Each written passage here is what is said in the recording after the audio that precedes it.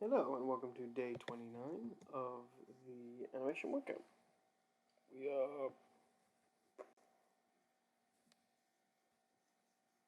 We are past tomorrow and it's 2 weeks. So only 11 days left. So today we are doing the Draft Horse from the Fleischer cartoon Gulliver's Travels, and we're going to do a characterful animation of him, I believe, doing a backflip. So we will be. It's a pretty difficult one, and I thought I'd give it a go. I'm not sure it was the best choice. So, well, we'll see. So we start off with the low for the kind of squash action, and then we are going to loop up and then loop around. And starting with basic geometry, just with the volumes, things like that, trying to get the circles right. I find that instead of refining this animation, I just kind of tried to force it to be what I wanted it to be, which didn't really work out that great. But I didn't really know what I was expecting anyway. So. I personally really love the design of this. It's very bouncy, very cartoonish, and I like the Fleischer style. And I wish it got more representation nowadays. A lot of people, when they think of classical animation, they think of Mickey Mouse and the classic Disney cartoons, but the Fleischer style is also a very old style. I know that the studio MDHR with their Cuphead game were very inspired by this style and its sort of cartoonish and rubber hoseness. So that was it's nice to see that it had some representation. One of the challenges that is very present in this sort of animation workout is having to manage the different styles of animation that come and the different properties that come with these animation styles. So, for example, with this kind of classic style, you find that the rubber hose techniques are very prevalent. What that means is things like the knees and the feet and the hands are a sort of fixed volume, and the hand to the shoulder, in between that, like the arm part of it or the leg part of it, is just a tube or a rubber hose, they like to call it. And they just stretch it and shrink it and snap it and do whatever you can with a rubber hose.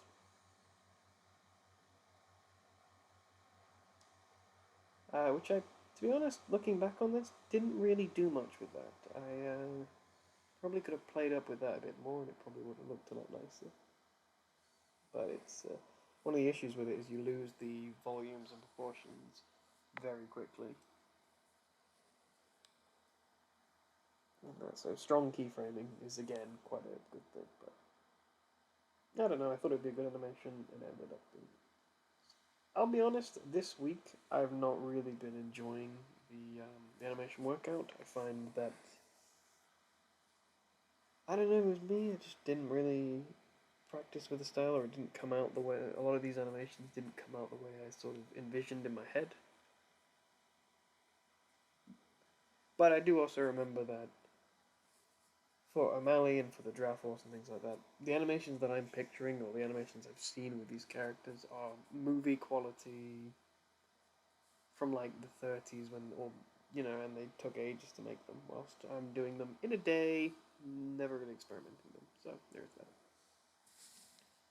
But that's just an excuse for my lack of skill.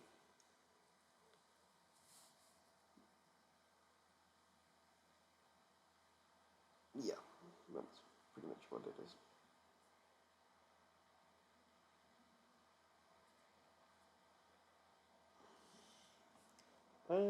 What else can I say? Well, what else is there to say? I guess I can kind of talk about the differences between the Fleischer and the Disney style, because obviously O'Malley is very classic Disney, with the Nine Old Men.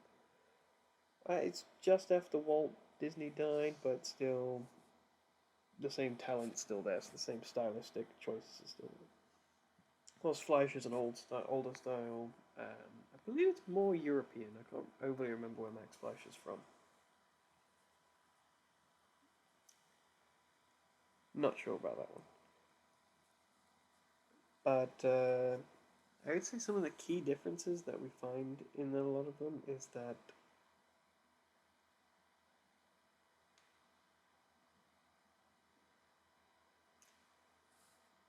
the Fleischer style mainly focuses on odd kind of characters, but very consistent geometry. So things like the head and things like that you find are a lot more unique looking and have that sort of more cartoonish proportions that we all associate,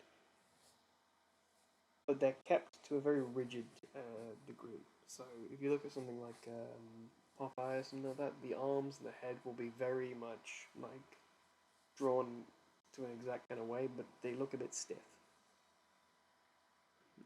And the bounciness comes from the limbs. So that whilst if you look at more of the Disney style, there's more fluidity in the movement, I would say. But the draftsmanship overall is, I'd say, of a higher quality. So the fluidity is more, there's more fluidity, but it does actually keep those volumes and proportions accurate. Yeah. But I'd say that's more to the talents of people like Mark Davis and Milt Kahl, who, were great draftsmen in their own right. So, for this backflip sort of thing. This was an animation completely off the top of my head, so I have no idea what you actually do in a backflip or what a backflip looks like for a horse.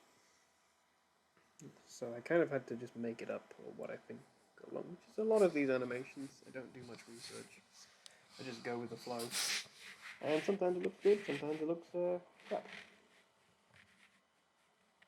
I also believe that I might have drawn this on twos, which I think for a quicker, kind of more action-based motion like this, I should have done it on ones, just because it would look more kind of fluid. So that was definitely a problem before with mine.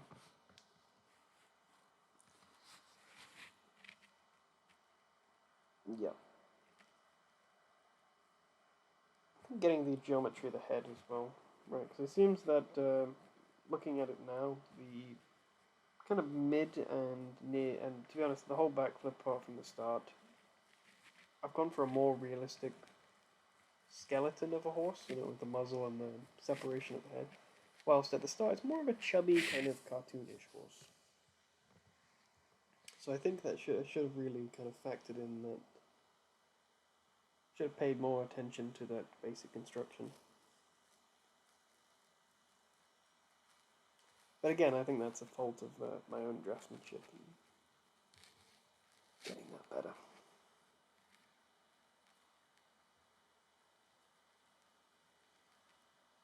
Yep.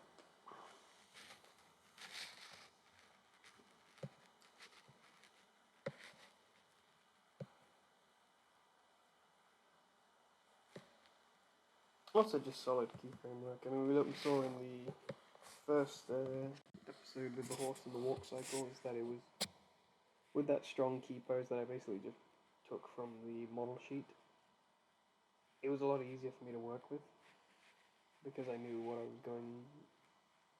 Like I was actually basing this like that. That was the key motion that I needed to capture. Everything else was kind of not fundamental, but it's sort of textbook. You just kind of follow the beats.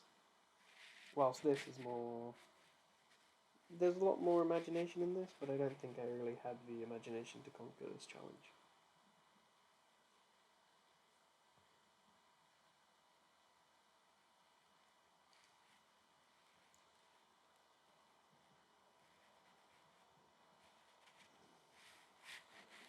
But it was an interesting one. I didn't render this out, so this is this is all you get. I was really embarrassed about this week because I thought I'd do a lot better. I don't know. I think I got overconfident and I ended up creating stuff that I actually didn't really like. In a way.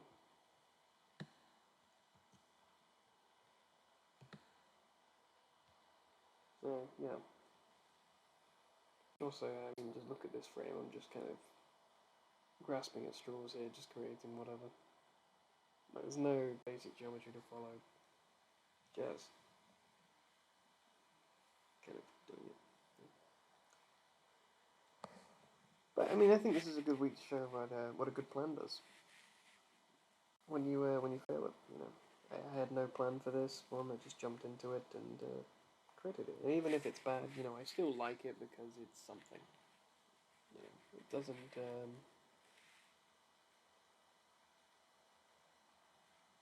You know, it's a workout. It's an animation workout. So some days, you know, feel great, make a great animation, leave the animation gym feeling great and going like, wow, I've really I think there's some real improvement there.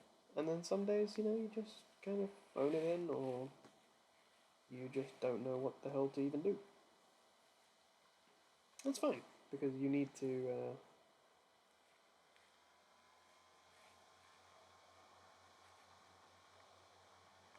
If everything goes right always, something's wrong. If something goes wrong, you know that it's you can see the problem with it. That's an element in my mind.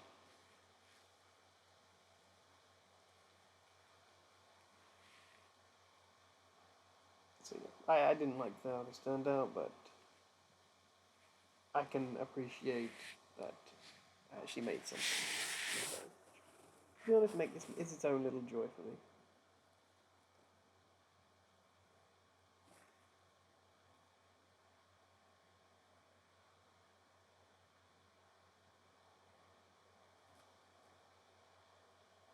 If you've not seen the Gulliver's Travels Fleischer cartoon, I think, and you're into animation, I think do it a service and give it a watch. It's got some very interesting effects in it and unique animations that you find a lot in the Fleischer style, and it's a great example of all that with color as well. So you know, what not to go wrong. They're a big fan of rotoscoping, so the main character of Gulliver was just a person acting, and they just drew over every single frame. But it actually works quite well with the rest of the animation, so that's actually quite nice thing to look at.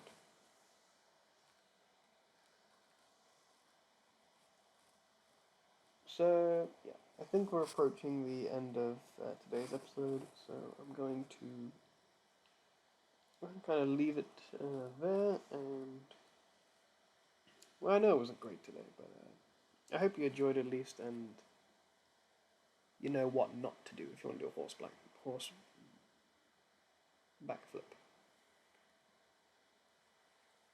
Yeah. So there you go. Well, I'll see you tomorrow, and enjoy.